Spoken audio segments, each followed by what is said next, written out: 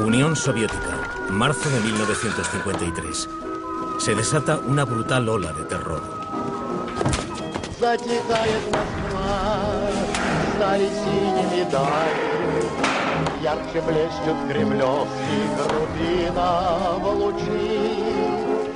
Su arquitecto, el dictador Joseph Stalin, que ya ha matado a 30 millones de ciudadanos soviéticos, cae en coma de repente. Todos aquellos que rodean su cama tienen un motivo para querer verle muerto. Svetlana, su hija, con la que estaba enemistado. Vasily, su desequilibrado hijo alcohólico. Yevlav Molotov, el cómplice en el que Stalin más confiaba. Nikita Khrushchev, el bufón de Stalin. Y Laurent Tibiria, el policía secreto. Hay nuevas pruebas que indican que alguno de los presentes en esta habitación pudo haber matado a Stalin. Hoy nos proponemos averiguar quién. ¿Quién mató a Stalin?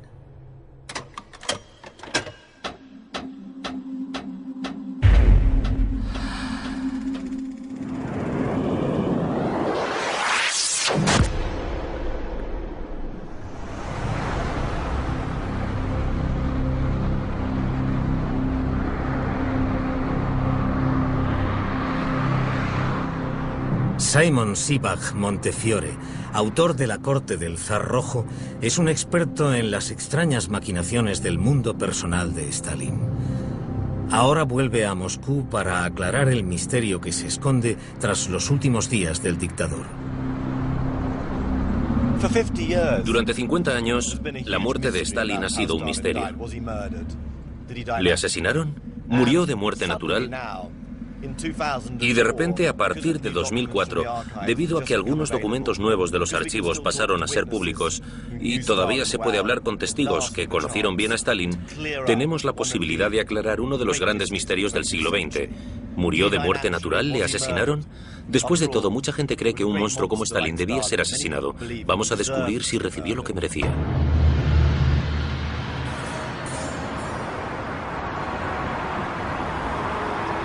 La carrera de Joseph Stalin, el hombre de acero, es una sucesión de olas de terror.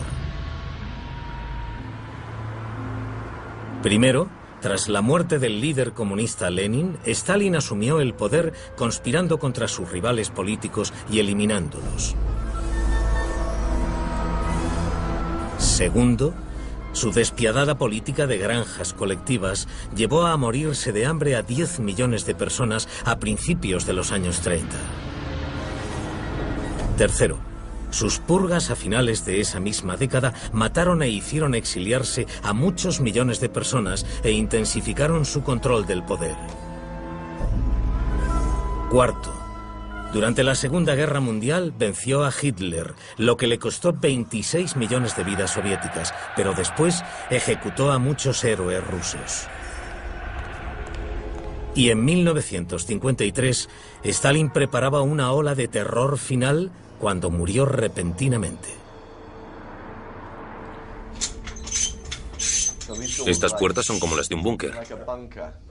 Sí. Un búnker de puertas muy pesadas. Bien. ¿Y podrían aguantar una guerra nuclear? Sí. Simon ha convencido al director del archivo que contiene la mayoría de documentos secretos del antiguo régimen comunista para que le lleve a sus cámaras acorazadas. ¿Aquí es donde están los documentos? Sí.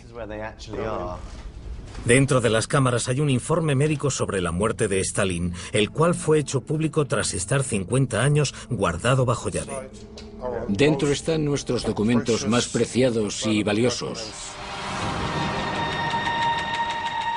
Es un documento escrito por los médicos que le vieron morir lentamente a Stalin. Se suprimió este informe increíblemente detallado porque contiene información sobre la enfermedad de Stalin que los que le rodeaban necesitaban que fuese secreta. Este documento se acaba de hacer público y contiene información nueva y muy emocionante. Hasta ahora no conocíamos el progreso de la muerte de Stalin minuto a minuto, ese misterioso acontecimiento de 1953. Por un lado, es un documento muy personal sobre la muerte de un hombre viejo, y resulta que se trata del hombre más poderoso del mundo en uno de sus peores momentos. Cuenta minuto a minuto cómo respiraba, cuál era su temperatura o cómo orinaba, pero al mismo tiempo muestra cómo los nuevos líderes políticos pudieron esconder y suprimir detalles médicos para esconder su propia malicia, y eso es muy emocionante.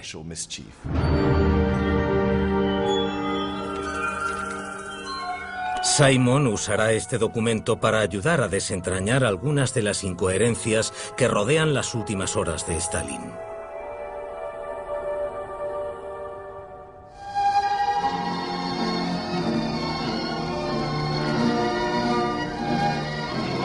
La imagen de las últimas 48 horas de Stalin que nos describe está llena de preguntas sospechosas.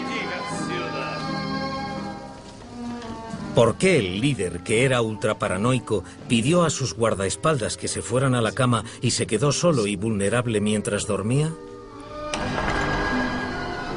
¿Por qué la mayoría de ministros de alto rango privaron a Stalin de asistencia médica durante 12 horas? ¿Y por qué el anuncio oficial de su muerte omitió detalles médicos de gran importancia?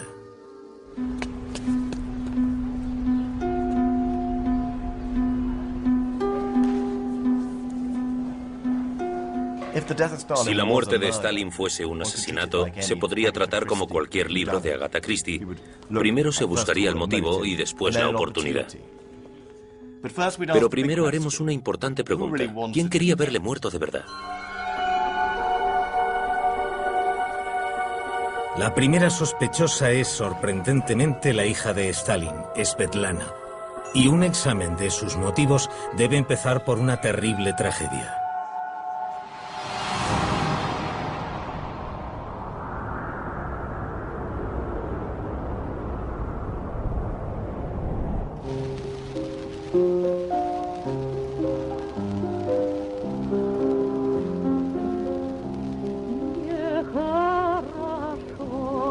El 8 de noviembre de 1932, cuando la mujer de Stalin ya no pudo tolerar seguir viviendo casada con su violento marido, le acusó de tirano en una última carta y se disparó al corazón.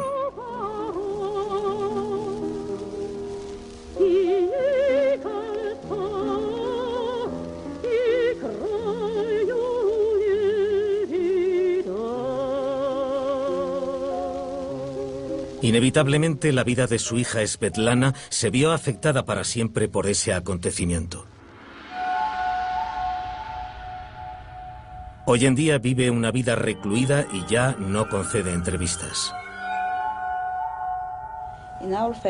En nuestra familia siempre existió la sombra del suicidio de mi madre, que no había sido porque sí. Todos lo notábamos y lo sabíamos. Ese fue el momento en el que recibí el primer golpe y pensé que no todo iba bien. ¿Está convencida de que su padre fue el culpable del suicidio de su madre? Bueno, era una opinión generalizada en la familia.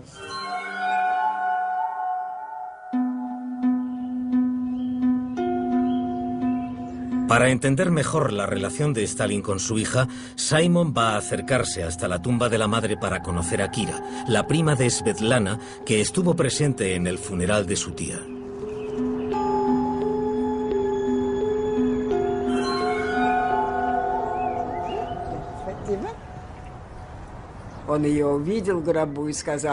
La vio en el ataúd y dijo que había muerto como un enemigo.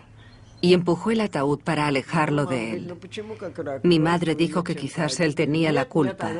Y él dijo que no, que ella había muerto como un enemigo. Quizás por eso después se vengó de nosotros y destrozó nuestras vidas. Tras el funeral, Stalin arrestó a los parientes de su mujer muerta uno a uno. Finalmente se ocupó de Kira.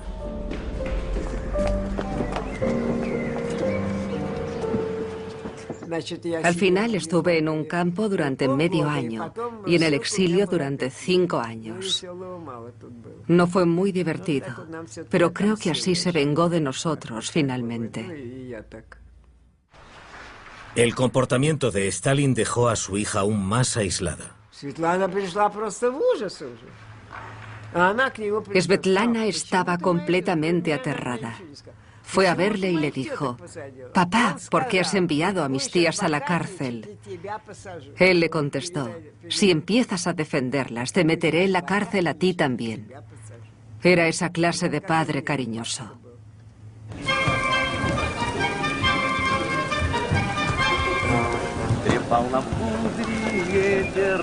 Y el aislamiento de Svetlana fue completo al llegar a la madurez.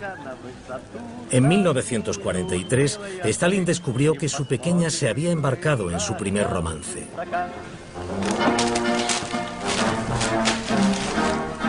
Entró en su habitación insultándola y ridiculizándola. Después, mandó detener al novio de Svetlana.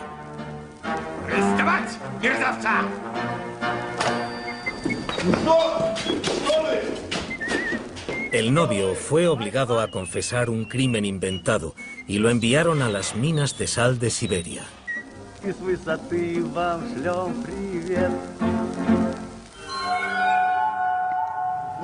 La trágica historia de nuestra familia solo confirma que él era un monstruo moral y espiritual.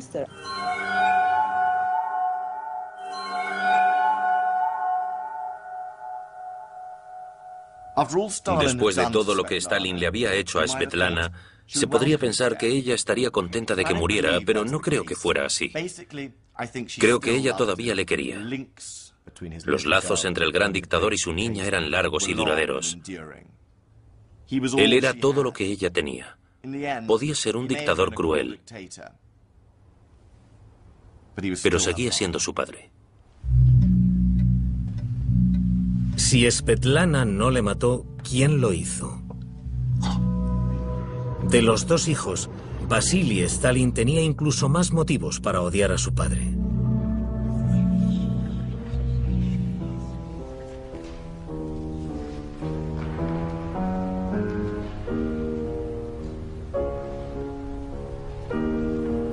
Vasily, el hijo mayor, resultó aún más herido por la muerte de su madre que su hermana.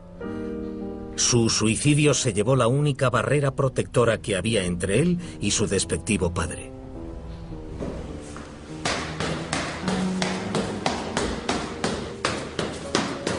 Simon va a ver a un amigo de la niñez de los hijos de Stalin, Stepan Mikoyan. Stepan es hijo de uno de los mayores aliados políticos de Stalin. Hola, Simon. Hola. Me alegro de verte. Stepan, me alegra mucho verte. Creció en el pequeño mundo de la élite dirigente comunista. Svetlana me dijo que cuando iba a ver a su padre, Vasily tenía tanto miedo que ni siquiera podía decir 2 palabras. Estaba helado y no sabía qué decirle a Stalin.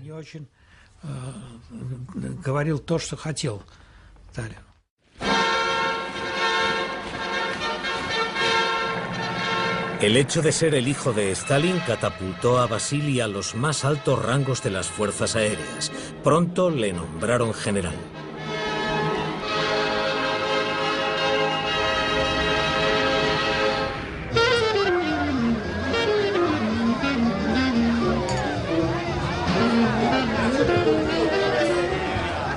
Pero como le habían ascendido más allá de sus capacidades, a mediados de los años 40, Vasily era un evidente motivo de vergüenza para su padre. Constantemente intentaba seducir a las mujeres de otros hombres, acabando por cometer un acto de seducción tan agresivo que Stalin no pudo fingir ignorarlo. Una vez, en una de esas fiestas, sedujo a la mujer de un famoso director de cine, Carmen, a quien hacía mucho tiempo que conocía. La encerró en su casa de campo y la dejó allí. Su mujer estaba fuera, así que retuvo a Nina Carmen, considerada la mujer más bella del mundo, durante una semana.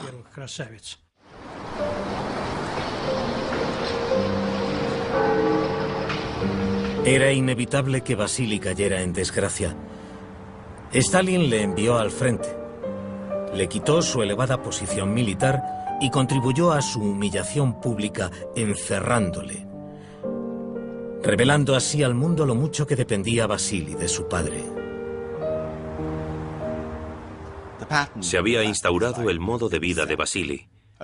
Ascensos exagerados y luego humillación, libertinaje y matrimonios fallidos, alcoholismo e inútiles intentos de abandonar el alcohol.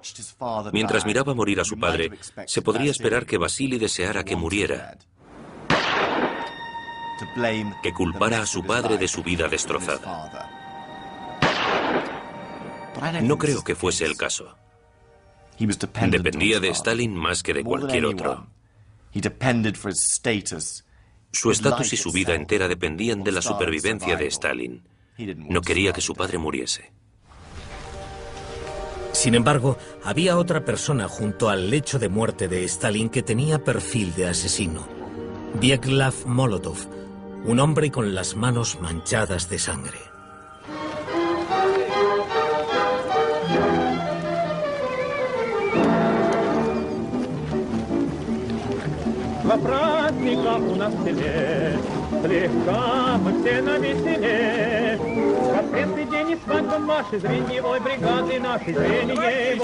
Desde 1912, Stalin y Molotov habían sido amigos y camaradas tanto en el trabajo como en el placer. Hacían juntos las vacaciones, pero también habían hecho juntos listas de miles de personas que debían morir.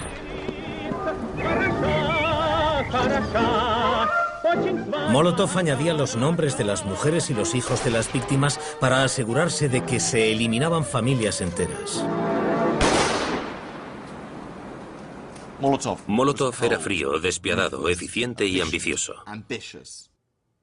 En la oficina decía que se iba a dormir durante 13 minutos y se despertaba en el minuto 13.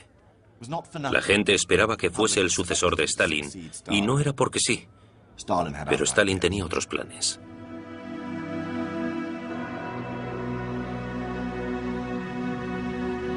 Al final de su vida, Stalin empezó a obsesionarse cada vez más con la idea de que había una conspiración judía en su contra, y sus sospechas se dirigieron hacia la mujer judía de Molotov, Polina. En 1949 la detuvo por cargos falsos, incluido el sexo en grupo con jóvenes comunistas, y Molotov fue obligado a divorciarse de ella.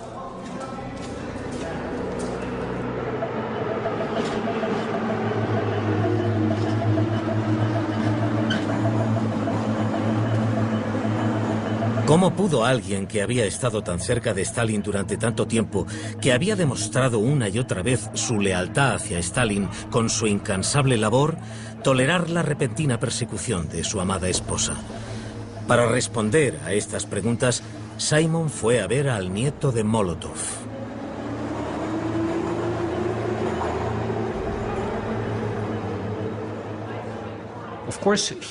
Por supuesto, protestó por lo que había hecho Stalin.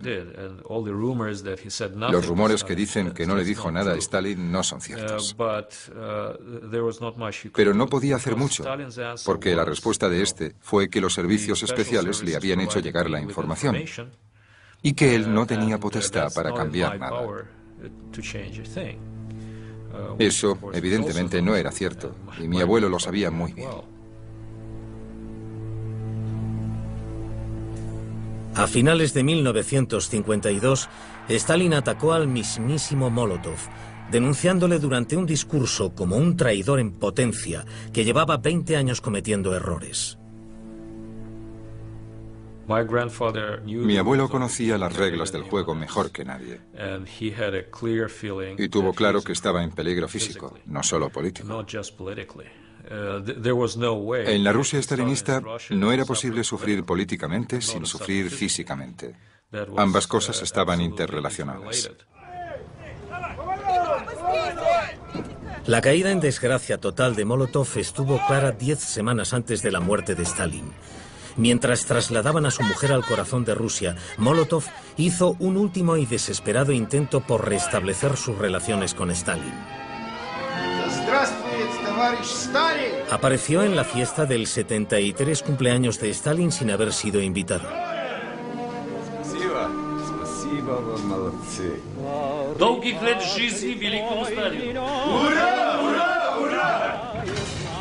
Pero Molotov no pudo salvar a su mujer Polina de entrar en el vasto sistema de campos que él mismo había ayudado a construir.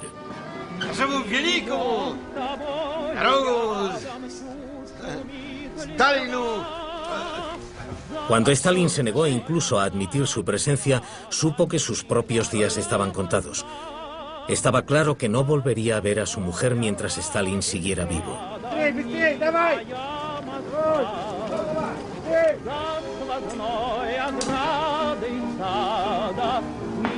Solo la muerte de Stalin podría hacerle salir del abismo.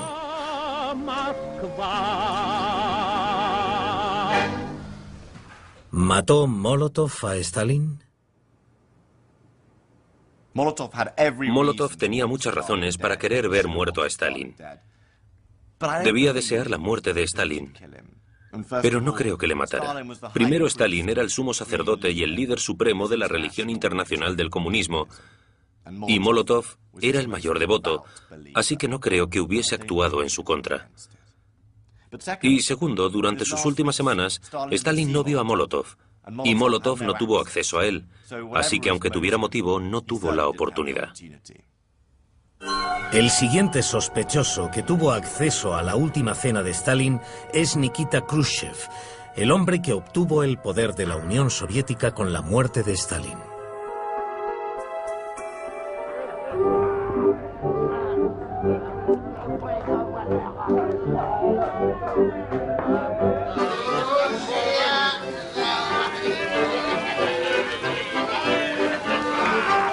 Si Stalin dice baila, un hombre juicioso baila. Eso dijo Khrushchev, y eso es lo que Stalin le obligaba a hacer todas las noches.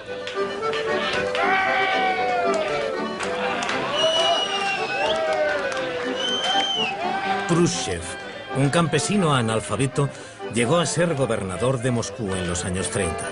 Durante el día asesinaba a los enemigos del pueblo y por la noche divertía a su jefe en unas noches cada vez más humillantes.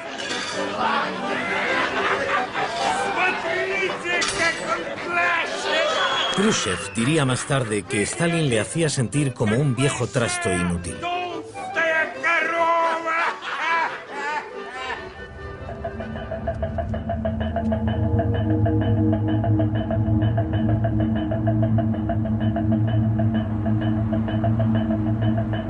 Simon va a encontrarse con su próximo testigo, el hijo de Khrushchev, Sergei, a quien su padre contó historias sobre la extraña vida del círculo íntimo de Stalin. Las cenas de Stalin empezaban muy tarde y muchas veces empezaban con películas.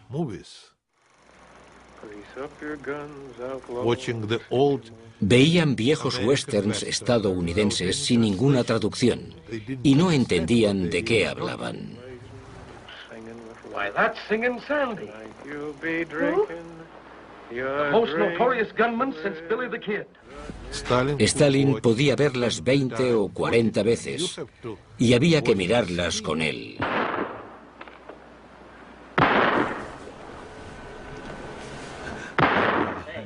He's Singin' Sandy, I tell you. Después, sobre la 1 de la mañana, había que ir a la dacha de Stalin a comer. Y como Stalin era muy suspicaz, intentaba emborrachar a la gente para ver si decían algo de más. Tenía diferentes pruebas. Decía que era viejo y que ya no podía dirigir el país y que renunciaría. Y después escuchaba lo que le decían. Si le dabas la razón y le recordabas que tenía 70 años, esas eran tus últimas palabras. Eso formaba parte de su juego cotidiano. Un juego al que jugó con sus colegas toda la vida.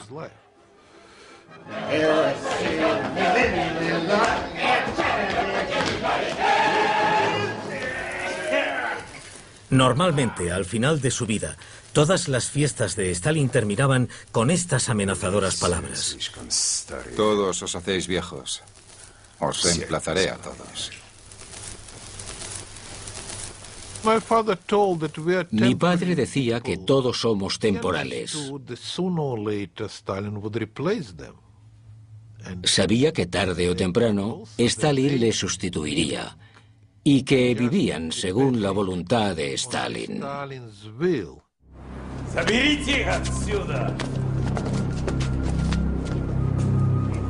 Al final de una de estas veladas, un invitado le dijo estas palabras a Khrushchev: uno nunca sabe si se va a casa o a la cárcel. Se cree que si Stalin hubiese vivido 2 o 3 años más, allí no quedaría nadie. Yo no estaría aquí. Mi padre habría sido purgado y muchos de los ministros y de los empleados de menos rango habrían sido sustituidos por personas nuevas. Y empezó a prepararlo. Mi padre y todos nosotros tuvimos mucha suerte de que muriera justo a tiempo. ¿Podría Khrushchev haberle matado? Es alguien que podría haber querido ver a Stalin muerto, porque después de todo fue el hombre que le sucedió en el trono soviético. Pero no creo que matara a Stalin. Principalmente porque no tenía ninguna garantía de que sucediera a Stalin en el trono, y había una persona más cercana a Stalin que deseaba más el trabajo y estaba igual de bien situada para hacerse con él. Es el verdadero sospechoso de este caso, Lavrenti Beria.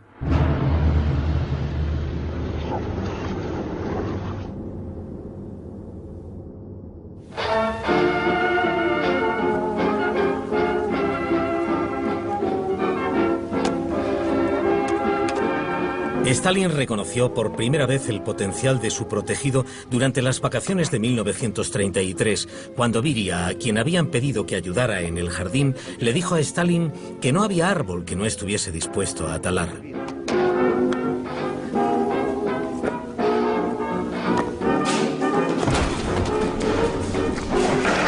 Se abrió camino asesinando a los más altos cargos de la policía secreta.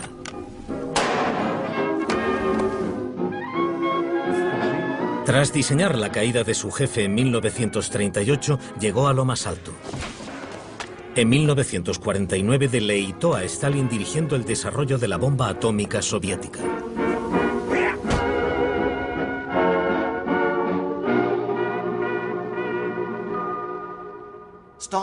Stalin sabía que Beria era el más despiadado, el más calculador, el más sádico y probablemente el que tenía más talento de entre toda su cohorte.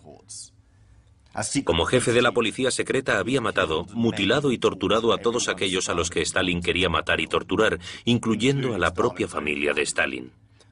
Pero también era un excelente gerente, un brillante hombre de Estado y un hombre que hizo que Rusia siguiera adelante durante la guerra. Realmente era el hombre con más talento de aquellos que rodeaban a Stalin, aunque también era un auténtico monstruo. Era un pervertido. Conducía por Moscú en su limusina negra y cogía mujeres de la calle, las secuestraba, las violaba y a menudo las asesinaba. Y hace poco se encontraron huesos en el sótano de su casa de Moscú. Pero a diferencia de Molotov y Khrushchev, la percepción que Beria tenía de Stalin no estaba suavizada por una auténtica fe en el comunismo. Cuando se acercaban los años 50, vio que el comunismo había fracasado y también vio al tirano bajo la imagen divina de Stalin. Empezó a odiar a Stalin. Mi padre pensaba que Beria lo sabía todo sobre Stalin, que era la persona más cercana a Stalin. Mi padre y Molotov solo sabían los detalles superficiales, pero Beria recibía órdenes directamente de Stalin, cómo matar a la gente, cómo ejecutarles, y eso le convertía en alguien muy peligroso para Stalin. Así que Stalin empezó a conspirar contra Beria. Durante las primeras semanas de 1953, Stalin decidió eliminar a Beria, implicándole en su última gran conspiración, el complot de los médicos judíos.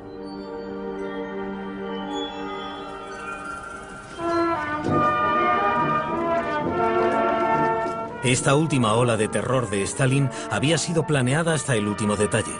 Se habían construido campos de concentración en una provincia lejana.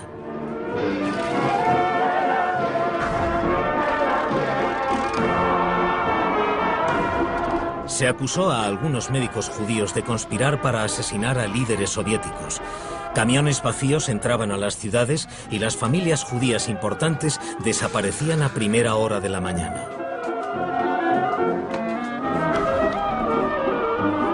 Y el 13 de enero de 1953 apareció un artículo en el periódico del gobierno, el Pravda, que afirmaba que Beria había descuidado su tarea de capturar a presuntos criminales.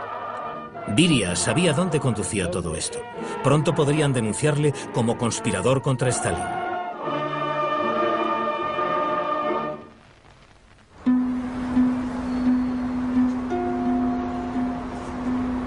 Hay una teoría que afirma que fue en ese momento cuando Beria inició una campaña secreta para cambiar al personal que rodeaba a Stalin. Simon va a visitar a alguien que se vio directamente afectado por esto. La hija del que fuera el guardaespaldas personal de Stalin durante más de 20 años. Ella cree que el despido de su padre estuvo orquestado por Beria para aislar a Stalin. Beria sabía que mientras mi padre fuese la persona más entregada a Stalin, nunca iba a conseguir sus sucios propósitos. Fue entonces cuando Beria decidió destruirle fuese como fuese. Pero como era muy listo y maquinador, se acercó a él gradualmente. En noviembre de 1952, llamaron a mi padre para interrogarle. Y una de las veces que volvió de los interrogatorios, nos dijo a mi madre y a mí que era probable que le arrestaran y que si él no continuaba junto a Stalin, él también moriría pronto. Eso dijo y eso fue lo que ocurrió. 2 meses y medio después de que mi padre fuese arrestado, Stalin murió. 28 de febrero de 1953, la última cena de Stalin. Los archivos muestran que fue igual que siempre. El jefe humilló a sus borrachos invitados.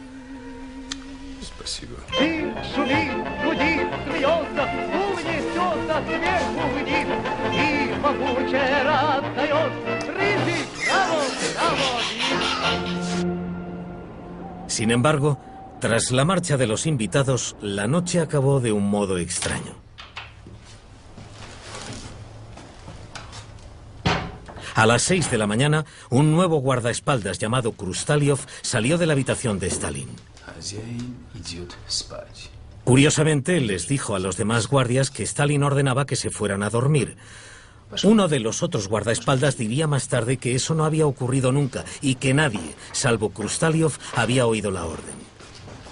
El nieto de Molotov cree que Krustaliov podía seguir órdenes de Beria. Los guardias de Stalin no respondían directamente ante Beria, pero muchos de ellos, como por ejemplo Krustaliov, eran antiguos subordinados de Beria, muy cercanos a él.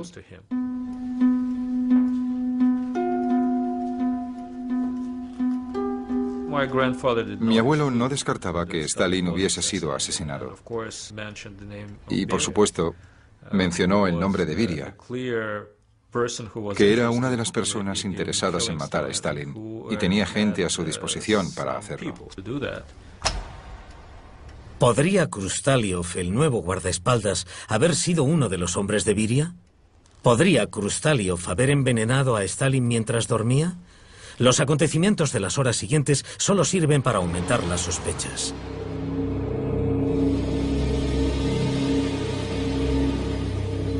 Pasaron 12 horas y el jefe, conocido por su insomnio, no apareció hasta que a las 6:30 de la tarde sus empleados finalmente vieron la luz encendida. Pero pasaron 3 horas más y Stalin seguía sin aparecer. Imaginen la angustia, el miedo y el nerviosismo de esta pequeña y cerrada zona de seguridad. No había ningún movimiento de Stalin. Le vieron por última vez cuando encendió la luz a las 6 de la tarde. Y después, durante horas, no hubo ningún movimiento. Los guardias estaban cada vez más preocupados y por la noche finalmente tuvieron una excusa para entrar a ver qué le ocurría a Stalin, porque había llegado correo del Comité Central y podían entrar en sus aposentos.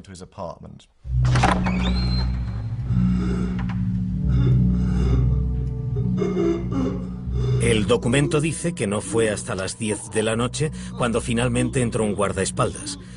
Encontró a Stalin en el suelo, en un charco de su propia orina. Los guardias llamaron a Beria, que ordenó que no se le dijera nada a nadie sobre la enfermedad del camarada Stalin y que no le volvieran a llamar. Esa noche está llena de rumores. Hay una especie de miasma a través del cual es muy difícil ver la luz. Pero sabemos que sobre las 3 de la mañana, Beria se había hecho con el mando de la situación y se metió en la casa para averiguar qué ocurría y para ver al camarada Stalin. El guardaespaldas que había descubierto a Stalin recordaba a Beria entrando en la habitación con su rechoncho compañero Molenkov. ¿Qué le ocurre al jefe? ¿Qué significa que tiene expresión de pánico? Está claro que el jefe duerme plácidamente.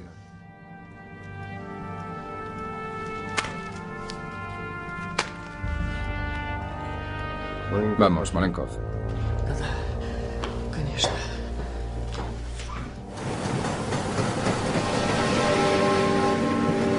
Entonces tuvo lugar un acontecimiento increíble.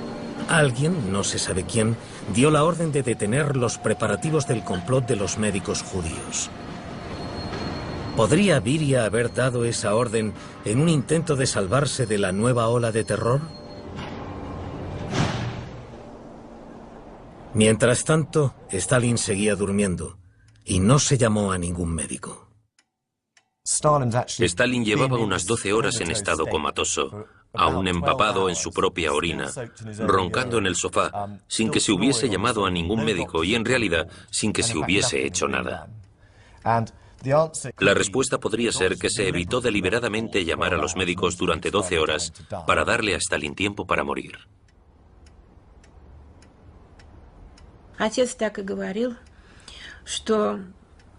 Mi padre dijo que fue un complot de miembros del gobierno dirigidos por Beria el que evitó que se le prestara ayuda médica a Stalin. Eso pensaba mi padre.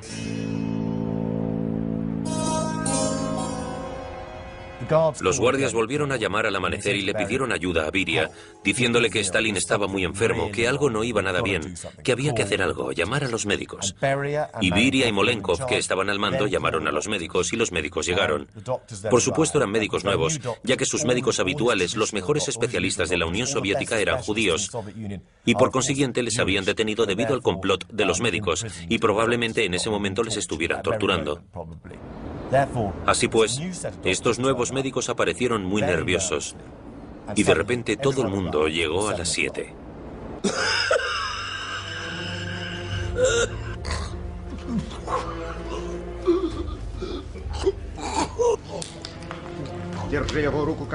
Beria gritaba a los médicos inexpertos mientras Vasily les maldecía.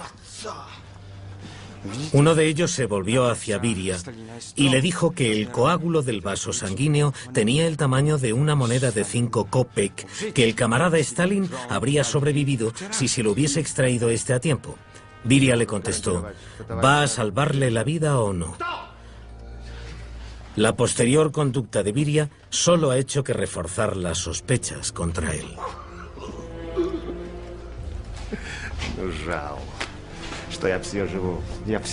En cuanto Stalin cayó enfermo, Beria empezó a escupir su odio contra él y a reírse de él.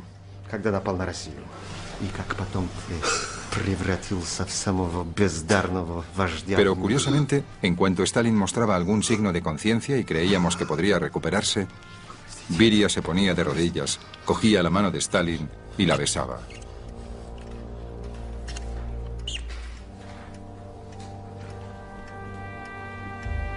Sin embargo, cuando Stalin volvía a perder la conciencia, Beria mostraba sus verdaderos sentimientos.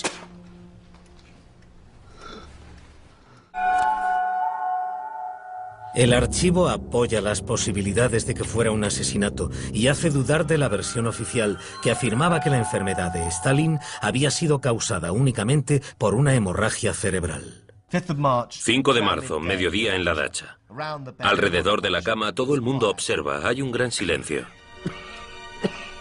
Y de repente, Stalin tiene arcadas y vomita sangre, y eso es muy significativo. No sabíamos nada de eso. ¿Por qué de repente su estómago sangraba tanto? Y la respuesta podría ser que había recibido algún tipo de veneno que le había provocado hemorragias. Pero en todo caso, esa sangre en el estómago, esos vómitos de sangre son muy significativos. ¿Podría ser el resultado de un veneno administrado días antes por el guardaespaldas siguiendo órdenes de Beria?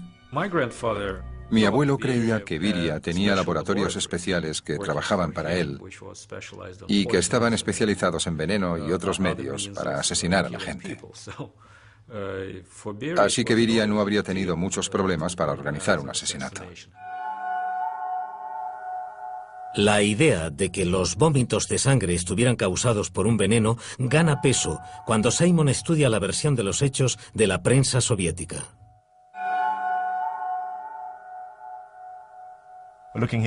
Leemos el anuncio de la muerte de Stalin en el Pravda del 6 de marzo, el día siguiente, la mañana siguiente, y no encontramos ninguna mención a la hemorragia de estómago.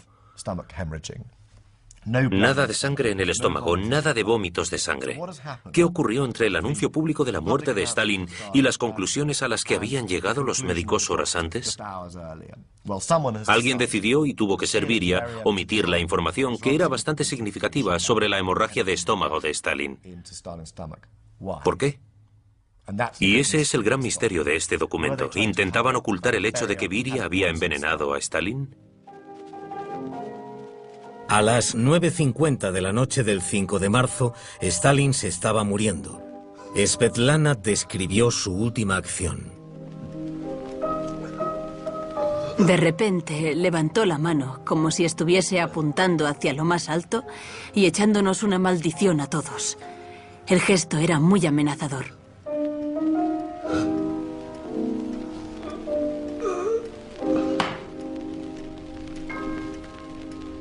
Vasily gritó: "Los cerdos han asesinado a padre". Entonces se escuchó la voz triunfante y contenida de Beria. Krustaliov, mi coche. Krustaliov, le gritó a su guardaespaldas. Sí, el mismo guardaespaldas que había dado la orden de que se dejara a Stalin en paz un poco antes. Y le trajeron el coche y Beria corrió a hacerse con el poder. Pero Beria nunca llegó a lo más alto. Khrushchev fue más listo que él y al cabo de unos meses el policía secreto se hallaba desnudo en una celda suplicando piedad con un arma contra el cráneo. Nadie sabe dónde se escondieron finalmente los restos de Beria, pero ¿podemos decidir si era tan culpable como se afirmaba? ¿Mató realmente Beria a Joseph Stalin? Bueno, sabemos que tenía un motivo, sabemos que tuvo la oportunidad y ciertamente tenía conocimientos sobre el asesinato y sobre venenos. Y además hay otra prueba muy convincente. En el funeral de Stalin le susurró a Molotov: "Os he hecho un favor a todos, me he ocupado de él".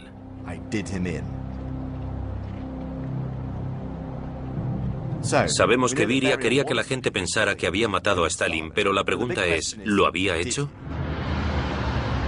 Simon le preguntó a sus testigos quién creían que había matado a Stalin de entre nuestros sospechosos.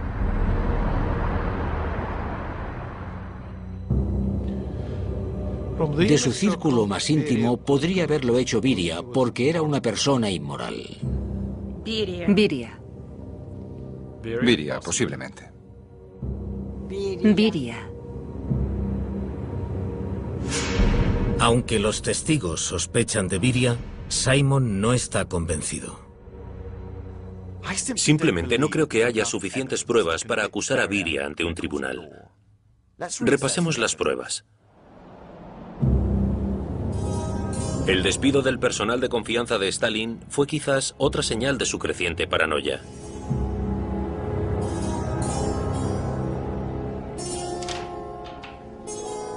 También era típico de la imprevisibilidad y la paranoia de Stalin que prefiriera encerrarse por la noche en lugar de confiar en sus guardias. El retraso de la asistencia médica fue probablemente una respuesta a la reciente persecución de los médicos que había llevado a cabo Stalin. La hemorragia de estómago y los vómitos de sangre podrían ser el resultado de un viejo cuerpo estropeado, en parte porque no confiaba en los consejos médicos. Y los altos cargos pudieron borrar esos detalles del anuncio público porque el sistema de gobierno de Stalin les hacía estar comprensiblemente atemorizados de levantar alguna sospecha.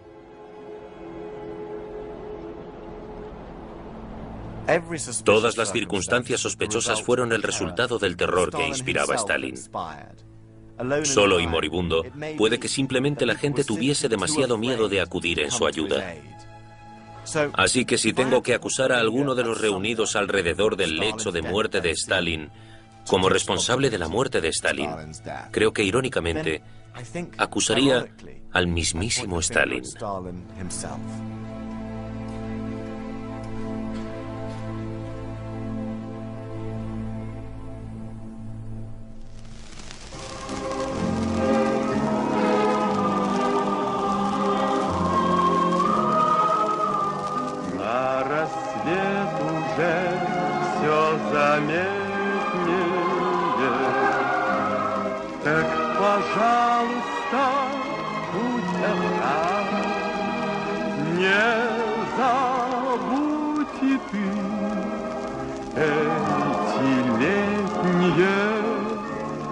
Под Москвой